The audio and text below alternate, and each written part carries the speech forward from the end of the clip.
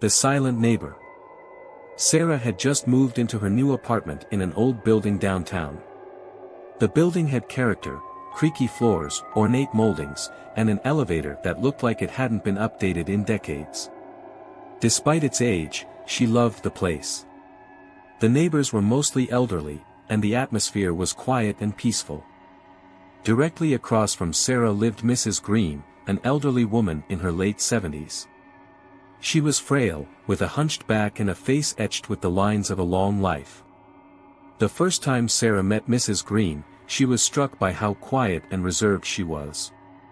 They exchanged polite greetings, but Mrs. Green never engaged in conversation, and Sarah often saw her standing at her door, peeking through a small crack as if she were watching the world pass by in secret. A few weeks after moving in, Sarah began noticing strange occurrences. It started with the feeling of being watched. Whenever she left or entered her apartment, she could sense eyes on her. Glancing over her shoulder, she would see Mrs. Green's door slightly ajar, that one eye peering through the gap. It unnerved her, but she told herself that Mrs. Green was just lonely and probably curious about her new neighbor. One night, Sarah was jolted awake by a loud knock at her door. The sound was so sudden and harsh that her heart raced as she got out of bed. She cautiously approached the door and looked through the peephole, nothing. She waited, her breath held, before slowly opening the door to find the hallway empty. But as she turned to go back inside, she noticed Mrs. Green's door was open, just a crack, with that familiar eye watching her. Too tired to deal with it, Sarah shrugged it off and went back to bed. This happened several more times over the next few nights. The loud knocks would come, always late at night, and every time, no one would be there. And each time, Mrs. Green's door would be open, with that eerie eye staring at her. Sarah started to feel uneasy in her own home, and the once charming building now felt oppressive. Deciding she couldn't take it anymore, Sarah resolved to confront Mrs. Green and ask her to stop. The next morning, she stood in front of Mrs. Green's door, taking a deep breath before knocking. She waited, but there was no response. She knocked again, louder this time. Still nothing. Worried, Sarah tried the door. It was unlocked. She hesitated but pushed it open and called out, "Mrs. Green." The apartment was eerily quiet. The air was thick with a strange, unpleasant odor. As Sarah walked further inside, she was met with a horrifying sight. Mrs. Green was sitting in her armchair in the living room, her body slumped forward, her skin a sickly gray color. It was immediately clear that she had been dead for quite some time. Sarah's scream echoed through the halls, and she ran to her phone to call the police. When they arrived, they confirmed that Mrs. Green had likely been dead for over a month. The coroner estimated that she had died around the time Sarah moved in. But the mystery of the knocks remained. Sarah told the police about the knocks on her door and how she always saw Mrs. Green's eye watching her afterward. The officers exchanged uneasy glances but had no explanation. The case was closed as a natural death, but Sarah couldn't shake the feeling that something was horribly wrong. The night after the body was taken away, Sarah was awoken again by a loud knock at her door. Terrified, she didn't dare get up to check. But she knew, without a doubt, that Mrs. Green's door was open, and that I was watching her from beyond the grave. The couple next door. David and Lisa had been dreaming of moving out of the city and into a quiet, suburban neighborhood for years. When they finally found their dream home, it seemed too good to be true. The house was perfect, white picket fence, a spacious backyard, and a friendly neighborhood that felt like it was right out of a movie. Their next-door neighbors, Mark and Emily, were the first to welcome them with open arms. They were a slightly older couple in their 40s, both friendly and polite. Mark was tall with a commanding presence, while Emily was soft-spoken and kind, always with a smile on her face. They invited David and Lisa over for dinner, and the two couples quickly became close friends. Everything seemed perfect. David and Lisa would often hear the sounds of laughter and see the warm glow of lights from Mark and Emily's house in the evenings. They were always together, always happy, at least during the day. It wasn't long before David started noticing strange things at night.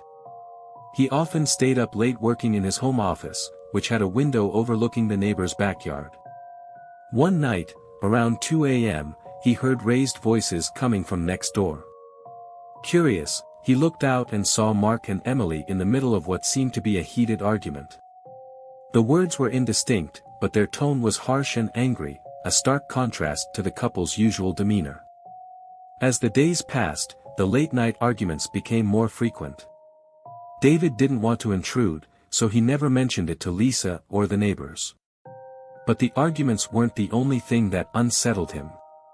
He began noticing Mark outside late at night, digging in the backyard. It was always in the same spot, and he was always careful to cover it up afterward. One night, David saw something that shook him to his core. It was past midnight when he spotted Mark dragging a large, heavy trash bag across the yard. The bag was oddly shaped and appeared to be leaking something dark. David watched as Mark dug a deep hole and buried the bag, meticulously covering it up before heading back inside as if nothing had happened. The next morning, Mark and Emily were their usual selves, greeting David and Lisa with smiles and small talk. But David couldn't shake the feeling that something was terribly wrong.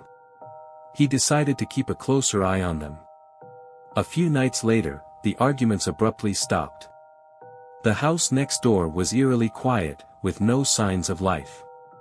Emily, who usually spent time in the garden, was nowhere to be seen. When David asked Mark about her, he casually mentioned that she had gone to visit family for a while. The days turned into weeks, and Emily never returned. David's unease grew, and he finally confided in Lisa about what he had seen. They debated what to do, but in the end, David decided to call the police and report his suspicions. The police arrived and questioned Mark, who appeared calm and cooperative. But when they asked to search the property, his demeanor changed. He refused, becoming defensive and agitated. This only fueled the officers' suspicions, and they obtained a warrant to search the house and backyard. What they found was horrifying. In the spot where David had seen Mark digging, they uncovered the remains of a woman. But it wasn't Emily.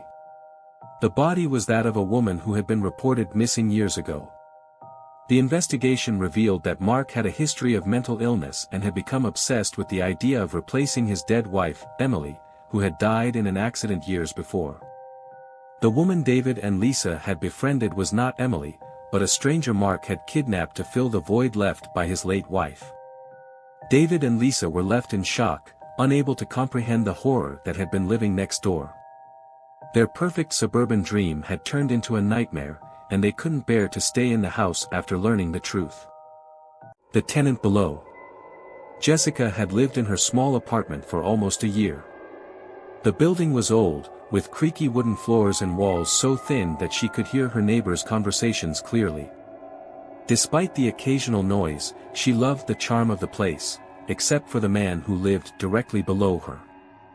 Mr. Harris was a solitary figure in his late 50s. He rarely left his apartment, and when he did, he moved quickly, avoiding eye contact and any interaction. He was thin, with sunken eyes and a pale, unhealthy complexion. The few times Jessica saw him, he never spoke more than a few words, always in a cold, detached tone. Something about him made her uneasy, but she tried not to think much of it. Late at night, when the rest of the building was quiet, Jessica would hear strange noises coming from Mr. Harris's apartment. It started with heavy, deliberate footsteps pacing back and forth, followed by the sound of something being dragged across the floor. Sometimes, she could hear what sounded like muffled voices, as if Mr. Harris was talking to someone, but the responses were unsettling, low, raspy whispers that seemed inhuman. One night, Jessica was woken up by the sounds again. This time, the dragging noise was louder and more forceful, as if something heavy was being pulled across the floor right below her bed. She lay in the dark, listening intently, her heart racing. The voices started again, but there was no one else in the building who could be speaking at that hour. Terrified, Jessica pressed her ear to the floor, trying to make out the words. She could hear Mr. Harris's voice, but it was slow and deliberate, as if he was giving instructions. Then, a second voice responded, a deep, guttural whisper that sent chills down her spine. She couldn't understand what it was saying, but the tone was menacing, almost as if it was mocking Mr. Harris. The dragging sound followed again, this time accompanied by faint scratching noises, like nails scraping against wood. Unable to sleep, Jessica confided in a friend the next day. Her friend suggested she call the landlord, but Jessica wasn't sure how to explain the strange noises without sounding paranoid. Still, the idea of living above whatever was happening in that apartment made her uneasy, so she called the landlord and asked if he knew anything about Mr. Harris. The landlord was hesitant but eventually admitted that there had been complaints about Mr. Harris in the past. He mentioned that Mr. Harris had once been married, but his wife had disappeared years ago under mysterious circumstances. The police had investigated but found no evidence linking Mr. Harris to her disappearance, and the case went cold. That night, the noises returned, more intense than ever. Jessica could hear what sounded like heavy breathing, followed by the familiar dragging sound. But this time, it seemed to be coming from right outside her door. She held her breath, frozen in fear, as the dragging noise moved past her apartment and continued down the hallway. Gathering the courage to check, she peered through the peephole but saw nothing except the dimly lit, empty corridor. The next day, Jessica's fear turned into determination. She called the police and reported the strange noises and the history of Mr. Harris's missing wife. The officers arrived and questioned Mr. Harris, who was calm and cooperative, but something in his eyes made Jessica shudder. When they searched his apartment, they found nothing unusual at first, just a cluttered, dusty living space. But then they noticed a hidden door beneath a rug in the living room. Behind it was a set of narrow stairs leading down to a dark, makeshift basement. The air was damp and heavy, and the dim light barely illuminated the space. What they found was horrific: scratch marks on the walls, a stained mattress, and chains bolted to the floor. The smell of decay hung in the air, and in the far corner were the skeletal remains of several bodies. Mr. Harris was arrested on the spot, but the mystery of the voices Jessica had heard remained unsolved. Some said he had gone mad from grief after his wife's disappearance, while others believed something far more sinister was involved, something that had been living in that apartment long before Mr. Harris moved in. After that night, Jessica couldn't bear to stay in the building. She moved out, but the memory of those eerie whispers and the sound of something being dragged across the floor haunted her long after she left.